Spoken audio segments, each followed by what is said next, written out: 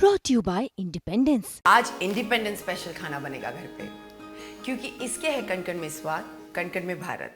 रुचि Sharma exit poll या opinion poll नहीं करते हैं, लेकिन 1998 से भारत का चुनाव कवर कर रहे हैं। 2024 का लोकसभा चुनाव 31वां चुनाव था, जिसमें उन्होंने जाने माने लोगों की एक टीम के साथ कवर किया।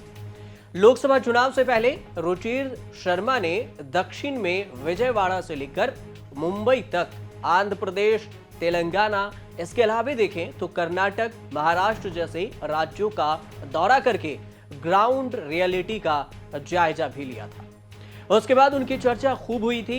अब एक बार फिर से रुचि शर्मा की चर्चा है। क्यों है, आपको इस वीडियो में बताते हैं। लोकसभा चुनाव होने के बाद रुचि शर्मा फिर से चर्चा में आ गए हैं और नरेंद्र मोदी और राहुल गांधी को लेकर उन्होंने ऐसे एनालिसिस किया है जो बीजेपी को परेशान करने वाला और राहुल गांधी का हौसला बढ़ाने वाला हो सकता है। रुचि शर्मा ने अपने पॉलिटिकल एनालिसिस से ऐसी इमेज बनाई है जिसे वो ओपिनियन से लेकर और मेक ओवर भी हो गए हैं और उनकी नई ओपिनियन बीजेपी मोदी के लिए झटका भी है। लेकिन राहुल गांधी की बात करें तो राहुल गांधी, अखिलेश यादव, तेजस्वी यादव के स्पष्ट सरपट भागती राजनीति के लिए बड़े बूस्टर की तरह भी ये ओपिनियन पोल होगा। रुचि शर्मा इन्वेस्टर हैं और 25 साल मॉर्गन स्टैनली जैसे कंपनी के सीनियर पोजीशन पर रहे। इकोनॉमिक के साथ साथ इंडियन पॉलिटिक्स के जाने माने कमेंटेटर और राइटर भी हैं। उनका जिक्र इसलिए क्योंकि लोकसभा चुनाव के बाद की राजनीति पर उन्होंने नया विश्लेषण पेश किया है। क्या कुछ विश्लेषण है वो भी आप जान लीजिए। लोकसभा चुनाव के बाद की राजनीति पर रुचि शर्मा की ओपिनियन एनालिसिस क्यों सुनना और समझना चाहिए, ये भी बेहद जरूरी हो जाता है। यह समझने के लिए जरूरी है कि उन्होंने लोकसभा चुनाव से पहले क्या भविष्यवाणी की थी, क्योंकि इसी से पता चलेगा कि उनका ओपिनियन समझना जरूरी क्यों है। अब ज्यादातर एग्जिट पोल फेल हुए तब रुचि शर्मा ने भविष्यवाणी कर दी थी कि चुनाव में कोई मोदी लहर नहीं चल रही है, बीजेपी का 400 पार का नारा नहीं चलने जा रहा है। ये रुचि शर्मा ने पहले ही भविष्यवाणी की थी। महाराष्ट्र, कर्नाटक, बिहार में बीजेपी को अलायंस से नुकसान हो सकता है, ये भी उन्होंने कहा था। आंध्र प्रदेश को लेकर कहा था कि आंध्र प्रदेश को छोड़कर ज्यादातर राज्यों में बीजेपी के सहयोगी अच्छा नहीं कर रहे हैं और जब परिणाम आए तो कुछ ऐसा ही नतीजा सामने आया। लोकसभा चुनाव हुआ, बीजेपी बहुमत से चुकी, 400 का पार फ्लॉप हुआ और बिहार में तो नहीं लेकिन महाराष्ट्र, कर्नाटक में बीजेपी को भयंकर नुकसान भी हुआ। कांग्रेस को तेलंगाना में और आंध्र प्रदेश में चंद्रबाबू को ज्यादा फायदा वाला अनुमान भी सटीक बैठा। कुल मिलाकर अगर देखा जाए तो लोकसभा चुनाव के एनालिसिस में नहीं चुके रुचि शर्मा, जिस वजह से उनकी खूब चर्चा हुई कि सारे एग्जिट पोल फेल हुए लेकिन रुचि शर्मा सही रहे।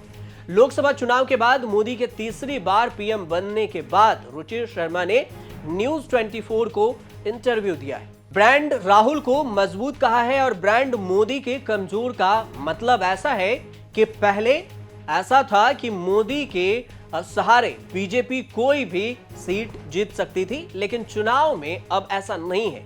पहले ब्रांड मोदी के चक्कर में चुनाव हुआ था और इसका कुछ अलग ही रुतबा था।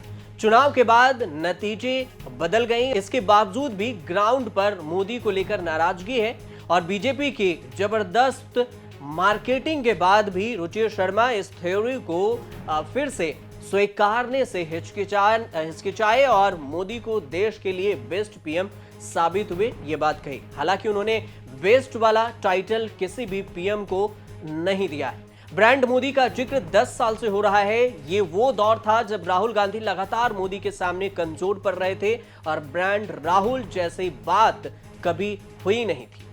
2024 के लोकसभा चुनाव के बाद राहुल नाम के ब्रांड की चर्चा अब फिर से शुरू हुई है, जिसका जिक्र रुचि शर्मा ने किया है। ब्रांड मोदी के मुकाबले ब्रांड राहुल की मजबूत होता देख अब रुचि शर्मा अपनी नजरिए से देख रहे हैं कि राहुल ज्यादा मजबूत हो रहे हैं। सवाल यह था कि ब्रांड राहुल के मजबूत तो क्या राहुल पीएम मटेरियल हो गए हैं? रुचिर एकदम खुलकर नहीं बोले हैं, लेकिन उनका आकलन है कि लोगों ने ऐसा सोचना शुरू किया है कि कुछ नया चाहिए और इसी को लेकर चर्चा हो रही है। चुनाव में राहुल गांधी ने जोर शोर से ये कैंपेन चलाया था कि संविधान खतरे में, लोकतंत्र खतरे में। विदेश में रहने वाले रुचिर शर्मा ने कहा कि न्यूयॉर्क में भी इस बात की चर्चा हो रही थी कि भारत में लोकतंत्र खतरे में। मतलब यह हुआ कि राहुल के लोकतंत्र खतरे वाला जो बयान था सुपरहिट रहा।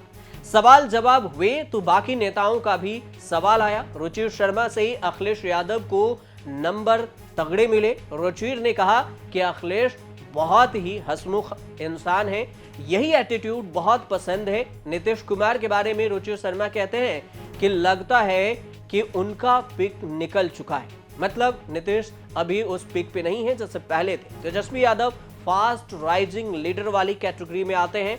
उद्धव ठाकरे के बारे में उन्होंने कहा कि उद्धव ठाकरे पहले से बहुत ज्यादा मैच्योर हैं। रुचिर शर्मा की नजर में अरविंद केजरीवाल का मामला यह है कि उनका पूरा पोटेंशियल आया ही नहीं है, लेकिन वो पहले पीएम मटेरियल लगते थे, अब रीजनल लीडर तक ही सीमित हो गए। कुल मिलाकर देखा जाए तो रुचिर शर्मा ने सभी नेताओं को लेकर एक अलग अलग भविष्यवाणी की है और राहुल गांधी को फायर ब्रिगेड नेता के तौर पर पेश कर दिया है। मतलब पीएम मटेरियल सीधे तौर पर तो नहीं, लेकिन उससे कम भी नहीं आका है।